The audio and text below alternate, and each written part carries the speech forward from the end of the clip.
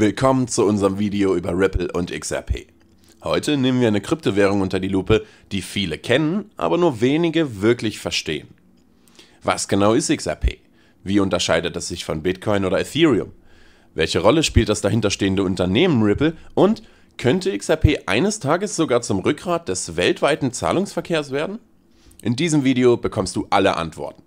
Also, lehn dich zurück, gib uns einen Daumen hoch und los geht's. Kurz vorweg, auch in diesem Video gibt es wieder 10 Stable im Wert zwischen 20 und 40 Dollar zu gewinnen. Um teilzunehmen, schreibe einfach "Ich will Krypto" oder ähnliches in die Kommentare. Und jetzt geht's los mit dem Video. Lass uns mit einem Blick in die Vergangenheit starten. Ripple Labs, das Unternehmen hinter XRP, wurde 2012 in Kalifornien gegründet. Die Gründer Chris Larsen und Jeb McCaleb. Doch die Idee zu Ripple reicht noch viel weiter zurück. Schon 2011 experimentierten McCaleb und der Entwickler David Schwartz mit einem Zahlungssystem, das schneller und sparsamer als Bitcoin sein sollte. Bitcoin war damals zwar schon bahnbrechend, aber relativ langsam und vor allem energiehungrig. Ripple wollte es besser machen. So entstand XRP, eine Kryptowährung, die nicht durch Mining erzeugt wird. Stattdessen wurden 100 Milliarden XRP zu Beginn geschaffen. 80% gingen an das Unternehmen Ripple Labs, 20% an die Gründer selbst. Dieser hohe Vorratsanteil führte später zu Kritik. Zu zentralisiert, zu viel Kontrolle. Ripple reagierte und sperrte große Teile der XRP in sogenannte Treuhandkonten oder auch Escrows genannt.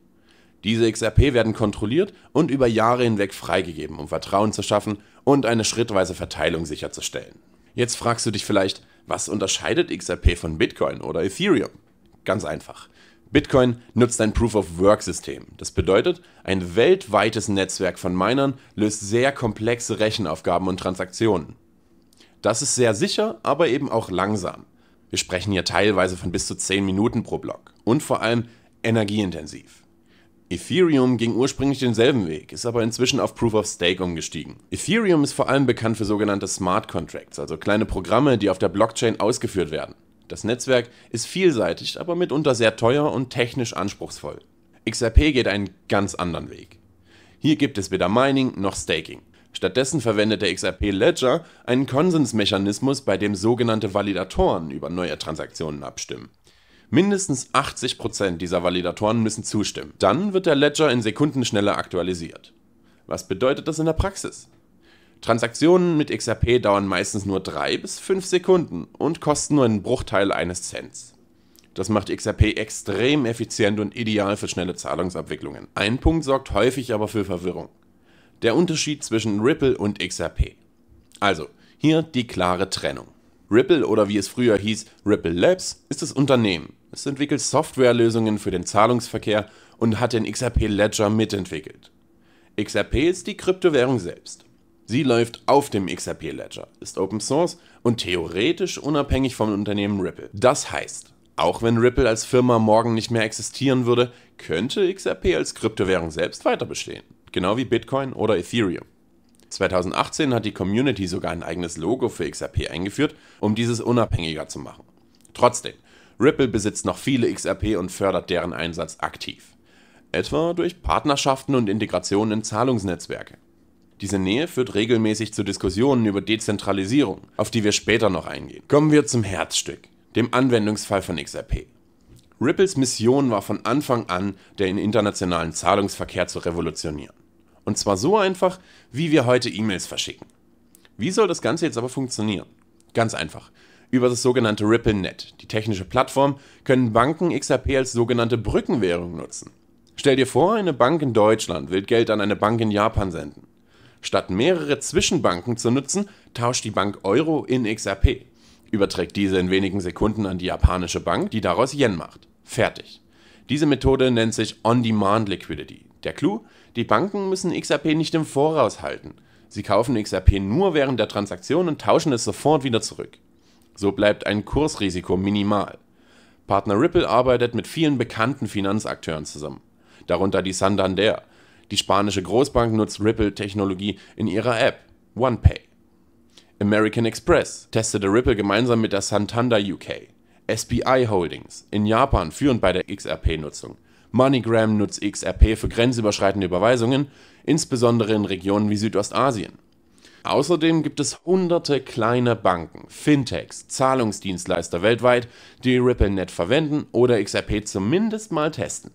Einige Partner nutzen XRP direkt, andere nutzen nur die Infrastruktur. Aber Ripple versucht immer mehr vom Vorteil der XRP-Nutzung zu überzeugen. Ein besonders spannender Bereich sind digitale Zentralbankwährungen, sogenannte CBDCs. Ripple bietet hier eine eigene Plattform, die auf dem XRP Ledger basiert. Mehrere Länder arbeiten bereits mit Ripple zusammen, darunter Bhutan oder Palau, Montenegro, Georgien, Kolumbien. In diesen Projekten geht es darum, eine digitale Form der Landeswährung auf einer privaten Version des XRP-Ledgers auszugeben. Und hier könnte XRP in Zukunft als neutraler Brückencoin zwischen verschiedenen CBDCs dienen. Etwa für internationale Transaktionen für zum Beispiel halt Zentralbanken. Ein zentrales Thema in den letzten Jahren war die Klage der US-Börsenaufsicht SEC. Die Behörde warf Ripple 2020 vor, XRP ohne Genehmigung als Wertpapier verkauft zu haben. Ripple argumentierte dagegen, XRP sei keine Aktie, sondern eine digitale Währung wie zum Beispiel Bitcoin. Im Juli 2023 entschied ein US-Gericht, der Verkauf von XRP an normale Nutzer über Börsen ist kein Wertpapierverkauf. Das war ein großer Sieg für Ripple und die Grundlage dafür, dass XRP wieder auf US-Börsen wie Coinbase gelistet wurde. Allerdings, der Verkauf von XRP an institutionelle Investoren bleibt rechtlich ein Graubereich. Dieser Teil des Verfahrens ist noch nicht endgültig abgeschlossen. Die Kursentwicklung von XRP war, wie bei vielen Kryptowährungen, natürlich alles andere als langweilig. Anfang 2028 erreichte XRP ein Allzeithoch von über 3,50 $. Danach fiel der Kurs stark, hielt sich aber lange über 20 Cent bis zum Beispiel 50 Cent. 2021 erlebte XRP eine neue Rallye, trotz der SEC-Klage. 2022 war ein schwieriges Jahr für den gesamten Kryptomarkt. XRP hielt sich vergleichsweise stabil. 2023 und 2024 stieg der Kurs wieder, getrieben vom positiven Gerichtsurteil und neuen Partnerschaften. Ende 2024 kletterte XRP kurzzeitig sogar über die 2-$-Marke und gehörte wieder zu den Top 3 der Kryptos weltweit. Technologisch hat sich im XRP-Universum ebenfalls einiges getan. Seit 2022 werden NFTs direkt auf dem XRP-Ledger unterstützt. Mit den sogenannten Hooks lassen sich einfache Smart Contracts programmieren, etwa automatische Reaktionen auf Zahlungseingänge. Eine eigene EVM-kompatible Sidechain befindet sich ebenfalls in Entwicklung. Damit könnten Ethereum-Anwendungen direkt mit XRP kommunizieren. Außerdem plant Ripple einen sogenannten Stablecoin, RLUSD, gedeckt mit echten US-Dollar und reguliert in New York. Zusätzlich hat Ripple das Schweizer Verwahrungsunternehmen Metaco übernommen und eine wichtige Lizenz in Singapur erhalten. Ein sehr starkes Zeichen für die internationale Expansion. Natürlich gibt es auch Kritik. Viele bemängeln die Zentralisierung. Ripple kontrolliert einen sehr großen Anteil der XRP und die Validatorenliste wird von Unternehmen vorgeschlagen. Außerdem ist Ripple stark von der Zusammenarbeit mit Banken abhängig. Und diese sind traditionell eher vorsichtig. Die Konkurrenz ist natürlich riesig. Stablecoins wie USDC, Projekte wie Stellar oder institutionelle Blockchains wie JPM Coin oder Swift GPI, sie alle arbeiten ebenfalls an der Zukunft des Zahlungsverkehrs. Ripple muss sich hier also ständig beweisen. Technologisch, rechtlich und wirtschaftlich. Fazit? Was bleibt also unterm Strich? XRP ist technisch stark, schnell, günstig, umweltfreundlich. Ripple hat ein funktionierendes Netzwerk, echte Partnerschaften und ist bereit für den nächsten Schritt. Die Frage ist, kommt der große Durchbruch oder bleibt XRP ein Nischenprojekt im Schatten der Großen? Wir werden es natürlich sehen, aber klar ist, Ripple und XRP haben sich in über 10 Jahren als unglaublich zäh, anpassungsfähig und innovationsfreudig gezeigt. Wenn wir einen Blick nach vorn werfen, stellt sich die Frage, wo könnte XRP in 5 oder 10 Jahren stehen? Ein mögliches Szenario ist, dass XRP als unsichtbare Brückenwährung im Hintergrund operiert, integriert in Banken, Apps und Zahlungssysteme, ohne dass der Nutzer überhaupt merkt, dass XRP im Spiel ist. Ripple selbst verfolgt diese Vision aktiv und investiert stark in Infrastruktur, Lobbyarbeit und Entwicklungsprogramme. Ein anderer Aspekt ist die mögliche Rolle von XRP in der tokenisierten Wirtschaft. Immer mehr Vermögenswerte, von Immobilien bis zu Kunst oder CO2-Zertifikaten, werden künftig digital auf Blockchains abgebildet. Der XRP-Ledger ist dafür durch seine Geschwindigkeit und Effizienz sehr gut geeignet. Ripple experimentiert bereits mit solchen Use Cases, etwa in Pilotprojekten zur Tokenisierung von Währungen und digitalen Gütern. Ob XRP am Ende das Rückgrat eines neuen Finanzsystems wird oder eher eine Nischenlösung bleibt, hängt natürlich von vielen Faktoren ab. technologischem Fortschritt, rechtlichen Rahmenbedingungen, Marktakzeptanz und politischem Willen. Ein spannender Faktor der XRP-Welt ist die Community selbst. Sie ist groß, gut organisiert und manchmal auch sehr laut.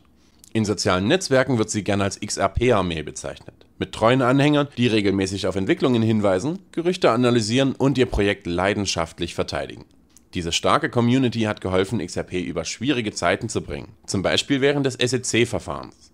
Gleichzeitig wird XRP von Teilen der Kryptoszene kritisch betrachtet. Zu zentralisiert, zu bankennah, nicht Cyberpunk genug. Das spiegelt sich oft in der Berichterstattung und öffentlichen Diskussion wider. Ripple versucht durch Transparenz und regelmäßige Reports Vertrauen zu schaffen. Gleichzeitig gibt es zahlreiche unabhängige Projekte und Entwickler, die auf dem XRP-Ledger aufbauen. Genau das zeigt, die Plattform lebt, auch jenseits des Unternehmens von Ripple. Die Zukunft von XRP hängt also nicht nur an der Technik und Regulierung, sondern auch vom Vertrauen. Sowohl innerhalb der Community als auch bei Partnern, Investoren und der breiten Öffentlichkeit. Ein entscheidender Faktor für die Zukunft von Ripple und XRP ist die weltweite Regulierung. Die Kryptobranche befindet sich in einem rechtlichen Wandel und Ripple ist natürlich mittendrin. Während der Fall mit der US-Börsenaufsicht SEC noch nicht vollständig abgeschlossen ist, zeigt sich weltweit eine zunehmende Klarheit. In Europa etwa wird mit der MiCA-Verordnung ein einheitlicher Regulierungsrahmen für Kryptowährungen geschaffen. Diese Verordnung könnte Ripple helfen, seine Technologie reguliert in der EU einzusetzen. Etwa in Banken, Fintechs oder staatlichen Institutionen. Auch Länder wie Singapur, die Schweiz oder die Vereinigten Arabischen Emirate gelten als kryptofreundlich und setzen auf klare Regeln statt Verbote. Ripple hat in Singapur bereits eine Lizenz für Zahlungsdienste erhalten. Ein großer Schritt, um im asiatischen Raum weiter zu wachsen. Die regulatorische Landschaft ist also zweischneidig. Sie stellt Anforderungen, schafft aber auch Chancen. Projekte wie Ripple, die auf Zusammenarbeit mit Institutionen setzen und hohe Standards erfüllen wollen, könnten davon profitieren. Insbesondere im Vergleich zu anonymen oder rein dezentralen Netzwerken, die regulatorische Anforderungen nur schwer erfüllen können. Für Ripple ergibt sich daraus ein strategischer Vorteil.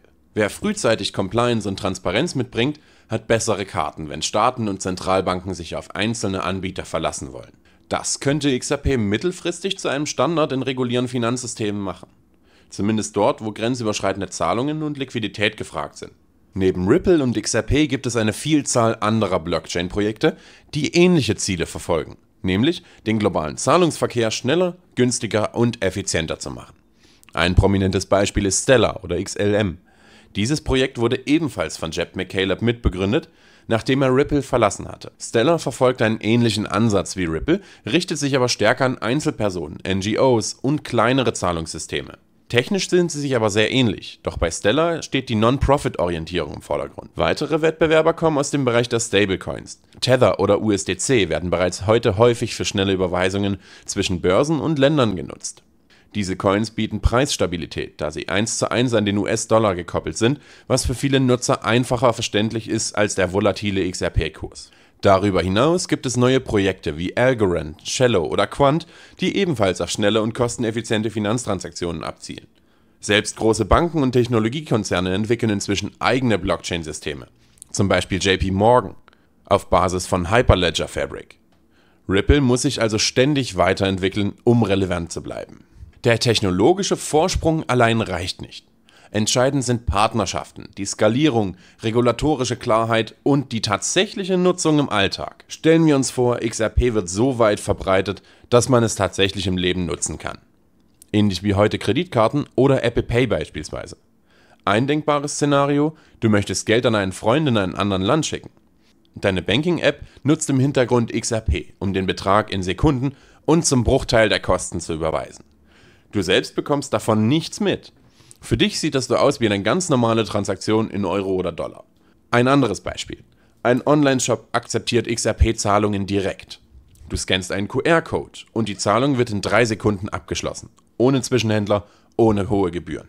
Händler könnten so neue Zielgruppen erschließen, vor allem in Regionen mit schwachen Bankensystemen. Auch Micropayments sind ein Anwendungsfall.